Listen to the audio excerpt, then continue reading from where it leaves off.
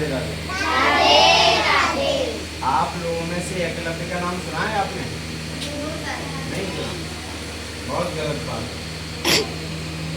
द्वापर युग में महाभारत काल की बात है। इसके बारे में पहले एकलव्य के बारे में थोड़ा आप समझें। धनुधारी अद्भुत भयो एकलव्य गुरु भक्त, माटी की मूरत गुरु सेवा में अनुरक्त। गुरु सेवा में अनुरक्त अंगूठा तुरंत चढ़ायो, द्रोणाचार्य देख गुरु सेवा बहुत लजायो। दीन दयाल समर्पण सेवा मन में भारी, एकलव्य जग में थी अद्भुत धनुधारी। द्वापर युग में महाभारत काल की बात है। हस्तिनापुर में धृतराष्ट्र नाम के राजा राज करते थे। कौन से राजा? धृतराष्ट्र। इनके 100 पुत्र थे, इनके 100 बेटे थे। कितने? 100 बेटे। इनके ज्येष्ठ भ्राता पांडु के 5 पुत्र थे। कितने पुत्र थे? इनके बड़े भाई थे, उनके 5 जो पांडव कहलाते थे। पांडव कौरव, जो कि कौरवों व पांडवों के नाम से जाने जाते हैं। जो 100 भाई थे वो तो कौरव के नाम से कहलाते हैं, कौरव।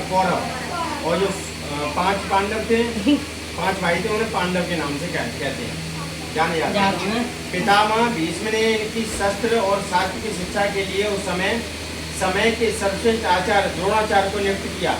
इनकी जो राजकुमार थे 5 पांडव थे और 100 वो, तो इनको जो कहाँ नियुक्त किया गया?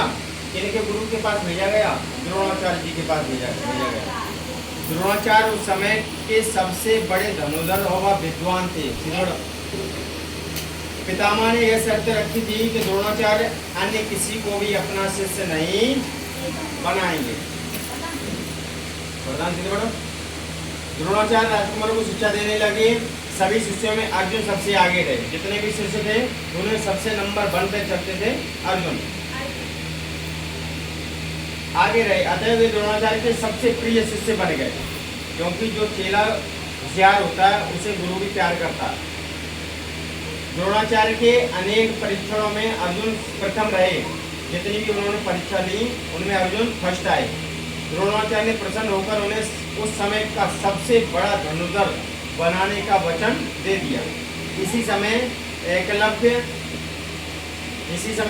नाम का एक भील बालक, भील नीची जात का बालक होता, भील बालक जिसका लालन पालन निषाद राज कर रहे थे, जंगल में तीरंदाजी का अभ्यास कर रहा था। जंगल में जब उसने द्रोणाचार्य की महिमा सुनी तो उसके मन में भी उनसे गुरुजी से धनुर्विद्या सीखने की प्रबल इच्छा जागृत हुई कि हम अपने गुरुजी के पास जाएं, द्रोणाचार्य जी के पास, और हम क्या सीखें? धनुर्विद्या सीखें। एक दिन उसने द्रोणाचार्य के सम्मुख यानी उनके सामने जाकर उपस्थित होकर सादर प्रणाम करते हुए कहा कि गुरुजी, मैं आपको अपना गुरु मानना चाहता हूँ, आपसे धनुर्विद्या की शिक्षा ग्रहण करना चाहता हूँ। अतः आप हमें शिक्षा देने की कृपा करें। एकलव्य अपने अंतर्मन को अपना गुरु स्वीकार कर चुका था। अतः उसने पहले सोच लिया था हम अपने गुरु ये नहीं बनाएंगे। अतः द्रोणाचार्य के मना करने के बाद भी, लेकिन द्रोणाचार्य ने मना कर दिया क्योंकि वो नीच जाति का था, इसलिए उनसे मना कर दिया कि हम तुम्हें शिक्षा नहीं दे पाएंगे। द्रोणाचार्य के मना करने के बाद भी एकलव्य ने हिम्मत नहीं हारी। धनुर्विद्या सीखने का दृढ़ संकल्प लेकर वह वापस लौट आया, अपने घर पे पहुंच गया। वापस आकर उसने अपने निवास स्थान के पास ही द्रोणाचार्य की मिट्टी की एक प्रतिमा बनाई, मूर्ति बनाई। कहाँ? एक जंगल में पहुंच गया और वहाँ पे जाके द्रोणाचार्य जी के अपने गुरु जी की मिट्टी की मूर्त बनाई। वह नित्य श्रद्धा और भक्ति के साथ गुरु द्रोणाचार्य की प्रतिमा पर फूलमाला अर्पित करता था और विनम्र भाव से प्रणाम कर धनुष्वाण से लक्ष्य साधन का अभ्यास करने लगा। जो गुरु जी की मूर्ति बनाई थी वहाँ पे वो डेली उनकी पूजा करता था, माला चढ़ाता था, फूल चढ़ाता था और उनके सामने धनुर्विद्या सीखता था। धीरे धीरे सफलता उसके चरण छूने लगी। निरंतर अभ्यास, लगन और साधना के परिणाम स्वरूप वह धनुर्विद्या में प्रवीण हो गया। इधर द्रोणाचार्य के शिष्य अर्जुन की धनुर्विद्या में प्रवीण हो चुके थे। इधर जो उन्होंने द्रोणाचार्य ने अर्जुन को शिक्षा दी थी, तो वो भी प्रवीण हो गए, मतलब कुशल हो गए, नंबर 1 पे रहने लगे। और इधर जो अपने ऐसे ही अपने उनके सामने केवल मिट्टी की मूर्ति के सामने ही धनुर्विद्या चलाते रहे, लेकिन वो भी एकदम प्रवीण हो गए, फर्स्ट नंबर पे वो भी आने लगे। एक दिन द्रोणाचार्य अपने सभी राजकुमार शिष्यों के साथ उसी जंगल में आकेट के लिए पहुंचे। गुरुजी उसी जंगल में पहुंच गए अपने शिष्यों के साथ, क्या इनका परीक्षण करते हैं कि कौन फर्स्ट आता है। तो उसी समय आकेट में के लिए पहुंचे जहाँ एकलव्य अभ्यास कर रहा था। उनके साथ एक कुत्ता भी था। किनके साथ? द्रोणाचार्य और उनके शिष्य जो थे उनके साथ एक कुत्ता भी था। कुत्ता आगे आगे दौड़ रहा था। उसने भील बालक एकलव्य को अभ्यास करते हुए देखा और वह जोर जोर से भौंकने लगा। कौन भौंकने लगा? कुत्ता।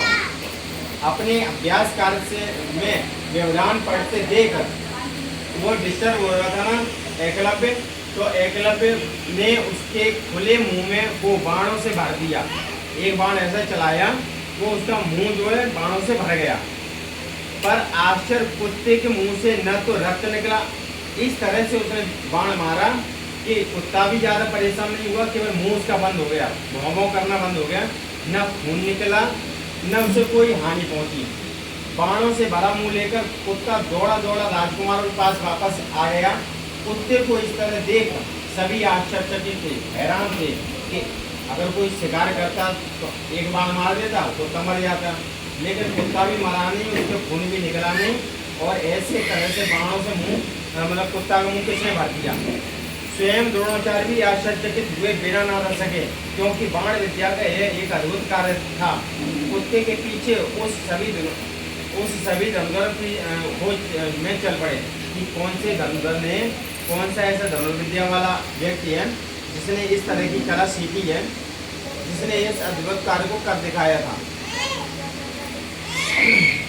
भील बालक एकलव्य के पास आकर कुत्ता रुक गया, तो इसने हमारा ये साथ किया, ऐसा हाल किया। सबने देखा कि ये भील बालक बड़े ही मनोयोग से सर संसाधन के अभ्यास में लगा हुआ था, गुरुजी के सामने अपना अभ्यास कर रहा था।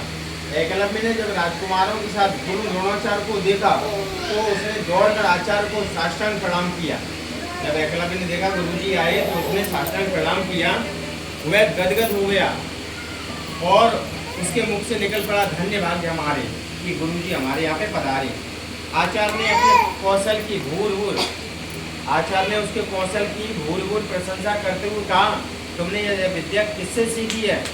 एकलव्य ने बड़ी ही सहजता से आचार्य द्रोण की मिट्टी से बनी प्रतिमा की ओर संकेत करते हुए कहा, गुरुवर, यह सब आपकी कृपा है, आप ही हमारे गुरु हैं। अर्जुन जो अपने आप को सबसे बड़ा धनुर्धर मान रहे थे, उसकी समझ में कुछ नहीं आ रहा था। इधर आचार्य भी अर्जुन को दिए हुए वचन का विचार कर असमंजस में थे, परंतु उन्होंने तुरंत कुछ सोचा और कहा, यदि मैं तुम्हारा गुरु हूँ तो क्या तुम मुझे कुछ गुरु दक्षिणा में दोगे? क्योंकि गुरुजी पहले ही अर्जुन को बता चुके थे कि तुम सबसे बड़े धनुर्धर हो, लेकिन इधर अर्जुन से बड़ा ये निकल आया, कौन? एकलव्य। तो उन्होंने बोला, तुम मुझे कुछ अगर गुरु मानते हो तो गुरु दक्षिणा दोगे? तो एकलव्य ने एक क्षण भी विलम्ब न करते हुए कहा, गुरुजी बस आदेश करें, आप आदेश करें, वही चीज़ आपके सामने हाजिर हो जाएगी। द्रोणाचार्य ने कहा, गुरु दक्षिणा के रूप में वचन दो कि किसी से युद्ध नहीं करोगे, किसी से लड़ाई झगड़ा नहीं करोगे। यह सुनकर एकलव्य ने कहा कि आपने तो मेरा अंगूठा ही मांग लिया, फिर भी मैं वचन देता हूँ। तब से यह प्रसंग चर्चा में आ गया कि द्रोणाचार्य ने अंगूठा मांगा था। कोई भी गुरु अपने शिष्य को दिव्यांग बनना नहीं देख सकता। एकलव्य ने गुरु दक्षिणा में मांगा गया वचन देकर कर्तव्य पूरा किया। एकलव्य की गुरु के प्रति श्रद्धा और भक्ति निरंतर अभ्यास में श्रेष्ठ धनुर्धर बनना ही प्रेरणादायक है। मतलब गुरुजी ने बोला था कि अगर तुमने कहीं युद्ध किया जाके तो तुम ये साबित हो जाओगे कि तुम अर्जुन से भी ज़्यादा बड़े धनुर्धर हो, और आपको जो है मतलब अर्जुन को जो हमने वचन दिया उसमें हमारा वचन बेकार हो जाएगा। तो उन्होंने बोला कि इससे बढ़िया है कि तुम्हारा जो अंगूठा है वो अंगूठा ही हमें दे दो, तुम चढ़ाई नहीं पाओगे। ठीक है, इस कहानी से हमें क्या शिक्षा मिलती है? अगर हम मन लगा के